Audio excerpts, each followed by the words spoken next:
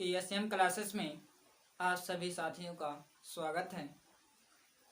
तो साथियों देखिए, असर्टिव सेंटेंस जैसे कोई भी चीज़ जब हम पढ़ने जाते हैं तो उसके बारे में हमें पूर्ण रूप से जानकारी रहना चाहिए, जिससे कि कहीं से अगर कोई क्वेश्चन करता है तो उसका जवाब दे सका जाए।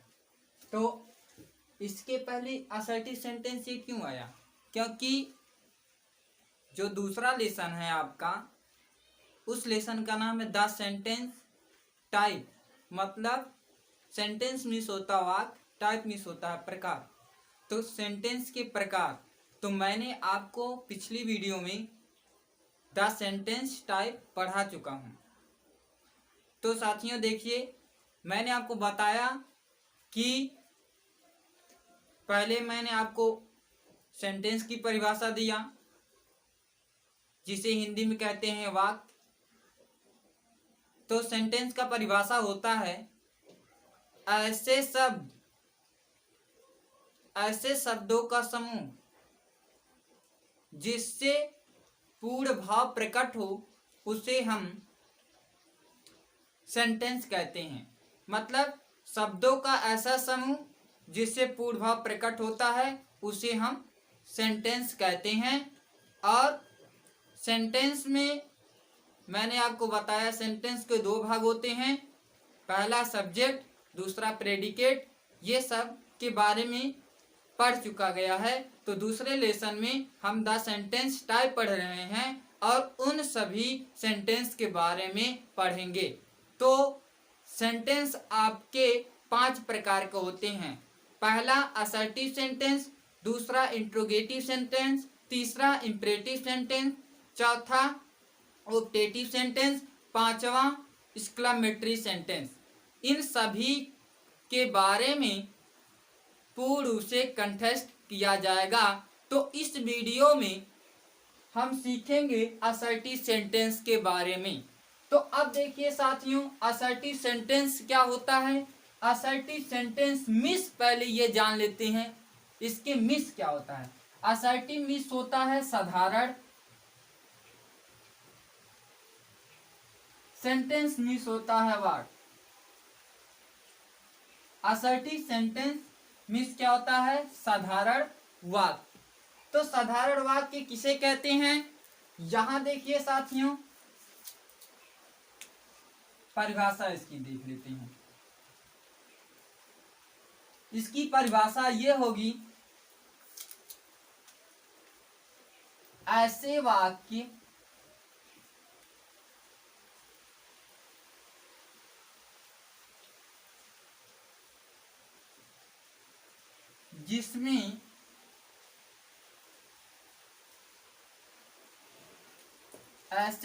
जिसमें तथ्यों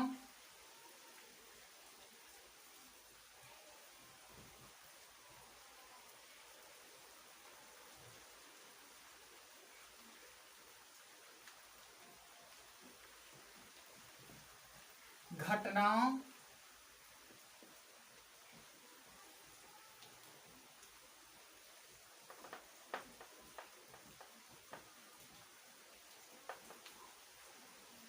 या कार्यों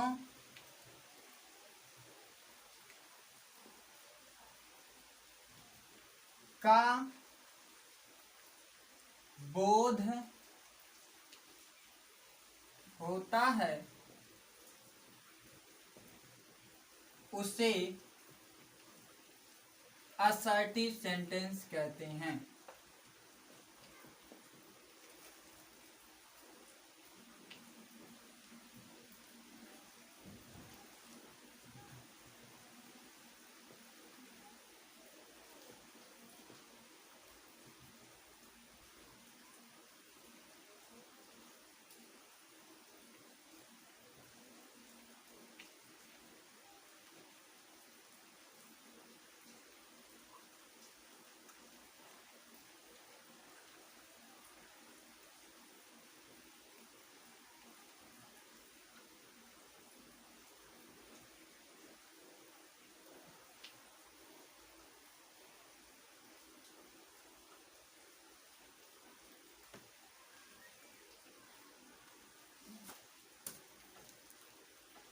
ऐसे वाक्य जिसमें तथ्यों, घटनाओं या कार्यों का बोध हो उसे हम असर्टिव सेंटेंस कहते हैं। तो अब असर्टिव सेंटेंस समझ में आ गया होगा, मतलब जिसमें तथ्यों की वर्णन किया जाए, घटनाओं का वर्णन किया जाए या किसी कार्य का वर्णन किया जाए उसे हम असर्टिव सेंटेंस कहते हैं।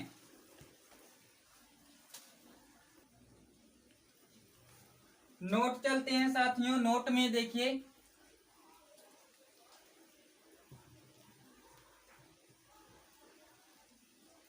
नोट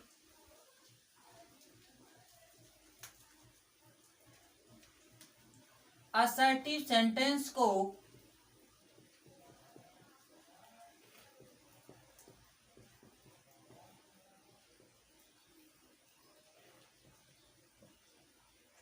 स्टेटमेंट भी कहते हैं।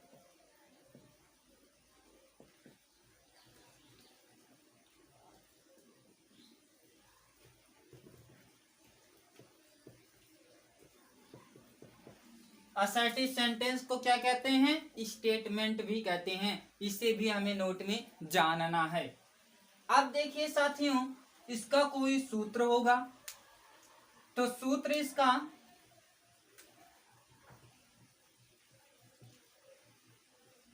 इसका सूत्र ये बनता है,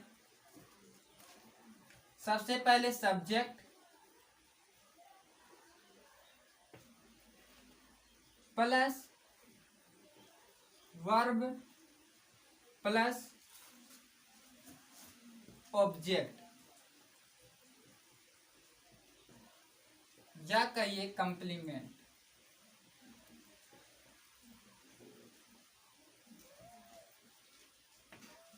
ये सूत्र बनता है।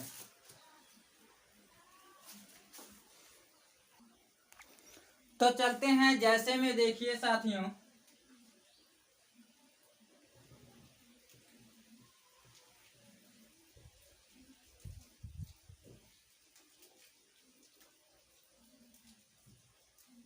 यह है एक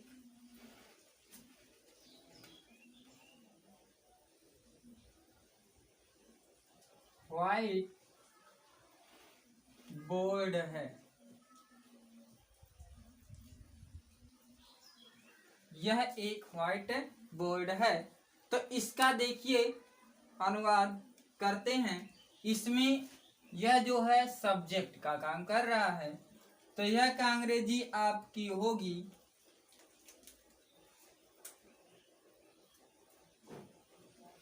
दिस है। क्या देखिए, सब्जेक्ट लिखने के बाद हमें क्या लिखना है? वर्ब लिखना है। तो है क्या अंग्रेजी? इज। अब देखिए यहाँ एक व्हाइट बोर्ड है। अगर यहाँ एक व्हाइट बोर्ड ना रहता, कहता बहुत व्हाइट बोर्ड है, तो यहाँ आर लगता है क्या अंग्रेजी। तो दिस है, मिस हो गया। यह है क्या अंग्रेजी? इज। फिर उसके बाद ऑब्जेक्ट अब क्या बचा?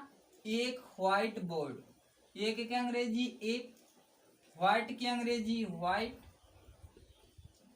बोर्ड के अंग्रेजी बोर्ड। तो क्या हो गया? This is a white board. क्योंकि हमें सबसे पहले क्या लिखना है असर्टिव सेंटेंस में? सब्जेक्ट लिखना है। सब्जेक्ट लिखने के बाद वर्ब लिखना है, और वर्ब लिखने के बाद ऑब्जेक्ट लिखना है। ये नियम होता है। तो यहाँ देखिए, आप सबसे पहले सब्जेक्ट लिखा गया, फिर उसके बाद वर्ब लिखा गया, फिर वर्ब लिखने के बाद ऑब्जेक्ट लिख दिया गया। अब इतना जानते रहिए, इस बात को नोट कर लीजिए, जब भी आपके असर्टिव सेंटेंस होते हैं तो उसमें सब्जेक्ट हमेशा सबसे पहले होते हैं। हमेशा सबसे पहले क्या होते हैं? सब्जेक्ट होते हैं। जैसे ये आपका क्या है? यह एक व्हाइट बोर्ड है। इस वाक्य में सबसे पहले क्या है? यह है। तो यह सब्जेक्ट हुआ, क्योंकि हमें सूत्र में क्या लिखना है? सबसे पहले सब्जेक्ट। तो सब्जेक्ट क्या यहाँ क्या हो गया है? अंग्रेजी दिस हो गई। फिर उसके बाद कहा गया वर्ब लिखने के लिए, तो वर्ब जानते रहिए अंत में रहेगा। वर्ब वाक्य के अंत में रहेगा, और है के पहले भी हो सकता है, जिस प्रकार का टेंस रहेगा। तो यहाँ देखिए, उसके बाद यहाँ है तो वर्ब है तो है क्या अंग्रेजी? इज हो गई। क्योंकि यहाँ एक व्हाइट बोर्ड है तो एक वचन है। अब चलते हैं, जैसे ही वर्ब लिखा तुरंत कहा गया ऑब्जेक्ट लिखने के लिए या कंप्लीमेंट लिखने के लिए। तो एक व्हाइट बोर्ड की अंग्रेजी क्या हो गई, एक की अंग्रेजी ए हो गई, व्हाइट की अंग्रेजी व्हाइट हो गई, बोर्ड की अंग्रेजी बोर्ड हो गई। तो ये आपका अनुवाद होगा। चलते हैं नेक्स्ट, अनुवाद करते हैं। दूसरा, पानी बरस रहा था, पानी बरस रहा था, इसका अनुवाद कीजिए। अब यहाँ देखिए साथियों, पानी बरस रहा था कहा गया, हम जहाँ किसी मौसम या समय, मैंने आपको इट के प्रयोग बता चुका हूँ। यहाँ देखिए इसमें कर्ता स्पष्ट नहीं हो पा रहा है और यहाँ मौसम की बात कही जा रही है, तो यहाँ हम इट का प्रयोग करेंगे। तो इसका अनुवाद हो गया इट। अब इट लिखने के बाद हमें क्या लिखना है, वर्ब लिखना। तो वर्ब में यहाँ क्या है, था, तो था की अंग्रेजी क्या हो गई, वाज। फिर उसके बाद ऑब्जेक्ट यहाँ देखिए पानी है, बरस रहा था, ये मेन वर्ब है। तो मेन वर्ब क्या आया, बरसना। तो बरसना का अंग्रेजी रेन। तो रहा है इसीलिए कंटिन्यूअस लगा देंगे, इसमें आईएनजी लगा देंगे, तो रेनिंग हो गया। तो इट वाज रेनिंग, पानी बरस रहा था। तो इट वाज रेनिंग हो गया कि नहीं। तो इसका अनुवाद ये हुआ। अब नेक्स्ट अनुवाद और चलते हैं। तो चलते हैं, देखिए तीसरा अनुवाद कर कीजिए आप सभी लोग। टहलना,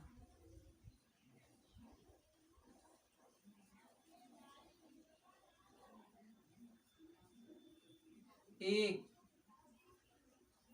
अच्छा व्यायाम है, टहलना एक अच्छा व्यायाम है।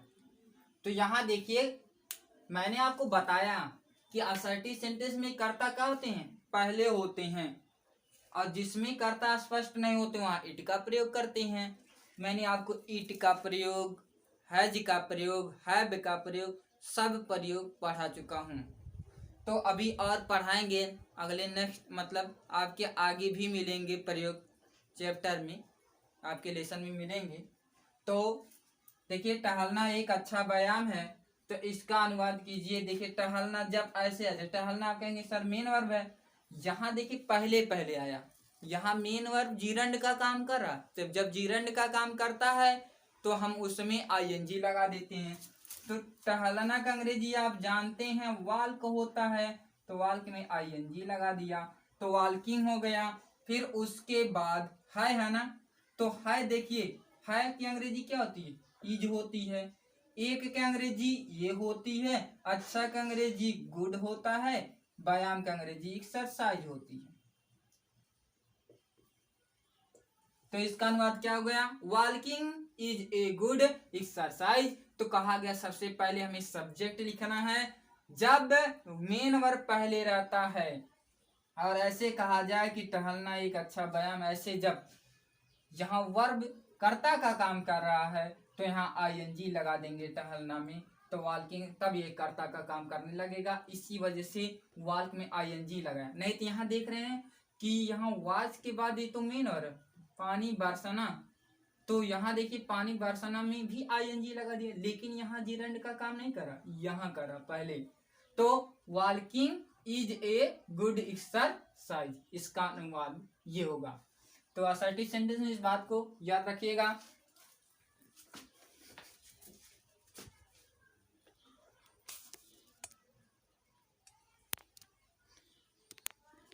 इसका स्क्रीनशॉट ले लीजिए। और ये साथियों देखिए दिख नहीं रहा है, ये मैं फिर से बोल दे रहा हूँ, असर्टिव सेंटेंस को स्टेटमेंट भी कहते हैं। यहाँ भी है, यहाँ कहते हैं स्टेटमेंट, ऐसे नहीं चल रहा था। इसका स्क्रीनशॉट ले लीजिए।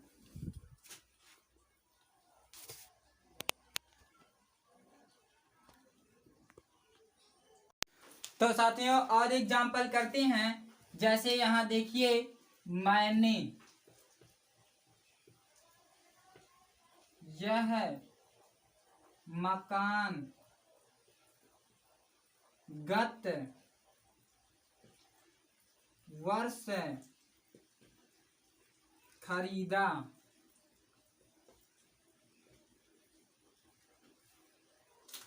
तो यहाँ देखिए, हमें सबसे पहले टेंस की जानकारी फुल होनी चाहिए। तो टेंस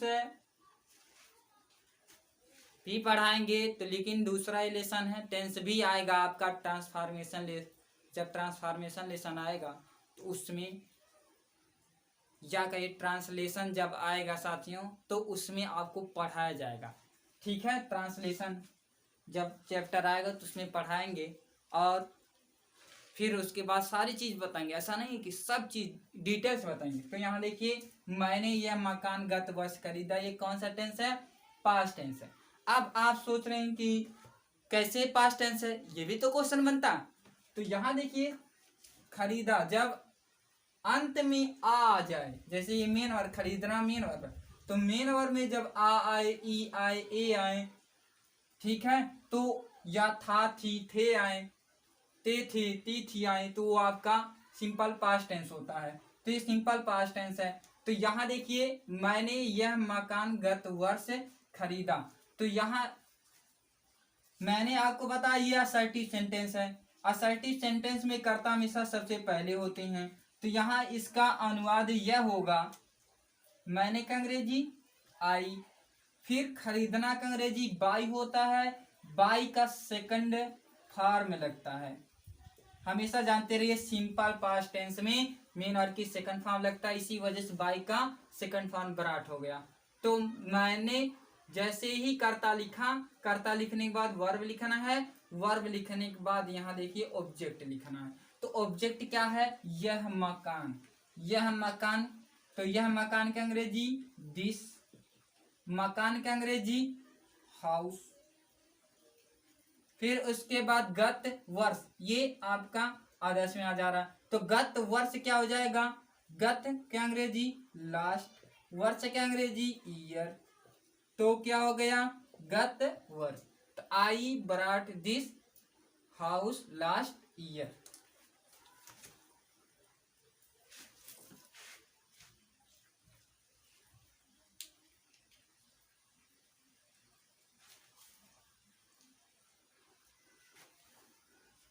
तो नेक्स्ट और साथियों एक एग्जाम्पल और करते हैं। यहां देखिए, एग्जाम्पल में काम करना, काम करना पूजा है, काम करना पूजा है। तो काम करना पूजा है, तो इसका देखिए अनुवाद क्या होगा? अब आ गया काम करना, ऐसे आ गया। जैसे अगर आए टहलने जाना, ठीक, तो वहां हम टू लगाएंगे सबसे पहले, फिर उसके बाद टहलना करेंगे। उसी प्रकार यहाँ काम करना आ गया, तो काम करना आ गया तो सबसे पहले टू लगाएंगे, टू लिखने के बाद कर वर्क मतलब काम की अंग्रेजी लिखेंगे। तो अब देखिए इसका अनुवाद क्या हो रहा है। तो इसका अनुवाद साथियों देखिए, टू वर्क, फिर उसके बाद है क्या अंग्रेजी इज, पूजा का अंग्रेजी वर्शिप। तो इसका अनुवाद क्या होगा? To work is worship. इसका स्क्रीनशॉट ले लीजिए। अगर साथ ही वीडियो पसंद आई हो तो लाइक कीजिए, शेयर कीजिए। अगर चैनल पर आप नए हैं तो चैनल को सब्सक्राइब कीजिए